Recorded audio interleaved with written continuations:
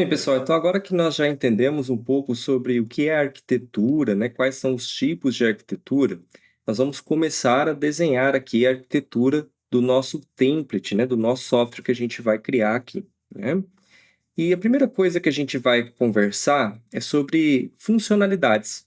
Quais são as funcionalidades que um software deve ter e que a gente deve colocar aqui no template, né? Então a gente vai conversar um pouquinho sobre as funcionalidades mais comuns entre os softwares ou entre os aplicativos que nós vemos por aí, né? Então, quando nós pensamos em construir um sistema, seja lá um aplicativo, um site, um sistema interno da empresa, a gente tem que começar geralmente ali pelas telas ou pela ideia principal, não é? É verdade, a gente geralmente começa a pensar nessas partes. No entanto, por trás dessa interface gráfica, existe uma série de recursos comuns que fazem parte da maioria dos sistemas. E são esses recursos, essas funcionalidades que a gente deve se atentar bastante no momento da arquitetura. Vamos começar a falar um pouquinho sobre algumas dessas funcionalidades.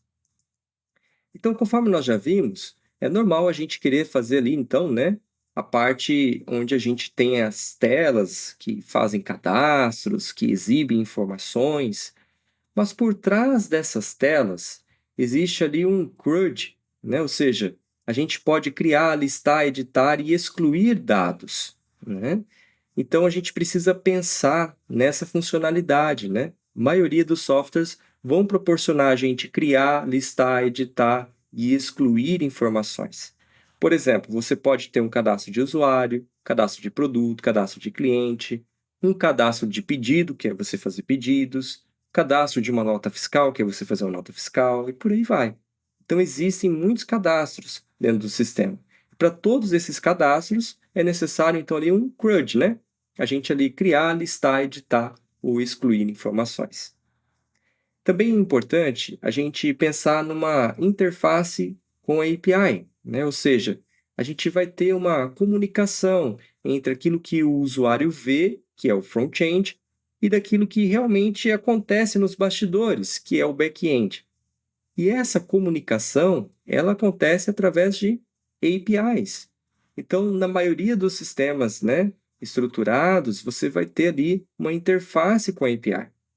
Ou seja, imagina lá um site que acessa dados do servidor através de chamadas HTTP. Ele está chamando uma API, né, está lá no servidor, e utilizando aqui um protocolo, né, HTTP. Então, é comum a gente ter, né, comunicação com a API. Outra coisa que a gente vê muito em softwares, autenticação e autorização. Não é verdade que a maioria dos softwares você faz um login, você tem a opção de você fazer um logout, você tem permissões de acordo com o seu perfil. Por exemplo, um usuário comum pode ver pedidos, mas só um administrador pode cancelar pedidos. É alguma coisa, né? Alguma regra que pode acontecer.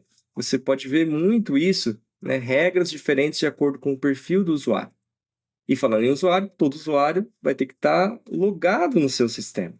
Então, essa autenticação e essa autorização também é uma funcionalidade muito comum entre os sistemas. E não podemos deixar de falar dos bancos de dados, não é verdade? É aqui onde são armazenadas as informações.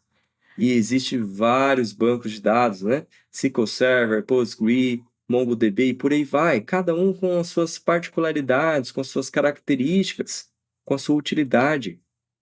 Quais bancos de dados eu vou utilizar na aplicação? Depende, mas dificilmente você vai ter um software que não tenha ali um banco de dados, não é verdade? Então, essa é uma outra funcionalidade comum entre os sistemas. Vamos continuar falando de outras funcionalidades. Envio de e-mails. Não é comum a gente receber e-mails que foram enviados através de um sistema? Talvez, por exemplo, notificações automáticas. É comum. Talvez um e-mail de boas-vindas, de redefinição de senha, um e-mail de alerta. Então, disparo de e-mails também é uma funcionalidade comum entre sistemas. Jobs. Talvez essa você nem tenha imaginado que exista, mas ela existe. Jobs e tarefas em segundo plano. É normal que alguns processos eles executem de forma agendada ou até mesmo assíncrona, né? Então é comum a gente ter ali alguns jobs ou tarefas que vão ser executados até independente da interação do usuário. Por exemplo, imagine que na madrugada tenha lá uma rotina que verifica quais boletos estão vencidos e envia um e-mail para notificar os clientes sobre esses boletos. Notou? Foi uma rotina, um job, uma tarefa que foi executada em segundo plano, toda madrugada, né? Para que ela possa fazer algo importante para o sistema. Então, jobs e tarefas em segundo plano também é algo que a gente vê comumente entre os sistemas. E também tem as auditorias, os logs. Então é importante, né, registrar as ações dos usuários, né? Por exemplo, um usuário alterou o status do pedido, teve uma tentativa de login, né, com senha errada, ou aconteceu tal consulta no banco de dados, tal inserção, alteração, aconteceu tal erro, né? Deu uma mensagem de warning. Esses logs, essas auditorias também são interessantes, são importantes. Então, normalmente, né, num sistema a gente coloca lá logs para registrar aquilo que a gente deseja, que seja mais importante para o nosso projeto. E por falar ali em erros, também há necessidade de controles de erros e exceções. Então, às vezes, a gente tem que capturar e tratar as falhas do sistema. Nós temos que evitar que um erro quebre todo o sistema. Também precisamos evitar que informações de exceções possam ir com conteúdo sensível para os usuários do front-end. Nós não queremos isso, não queremos expor dados sensíveis ao usuário. Então, um bom controle de erros e exceções também é necessário para um sistema funcionar bem. Mas tem mais algumas funcionalidades, né? Vamos destacar mais duas delas. Internacionalização. Não é verdade que está cada vez mais comum softwares em vários idiomas, não apenas no seu idioma? Então, é necessário dar um suporte a múltiplos idiomas. Então, temos que traduzir ali a interface, né, com base ali na preferência do usuário, né, para deixar ali uma interface mais agradável para ele, mais fácil de entender. E há também os sistemas de permissões ou papéis, ou seja, perfis e permissões como administrador, financeiro, cliente, para que um usuário, por exemplo, de vendas não possa excluir registros de pagamento. Ou seja, cada usuário ter o seu próprio papel dentro do sistema.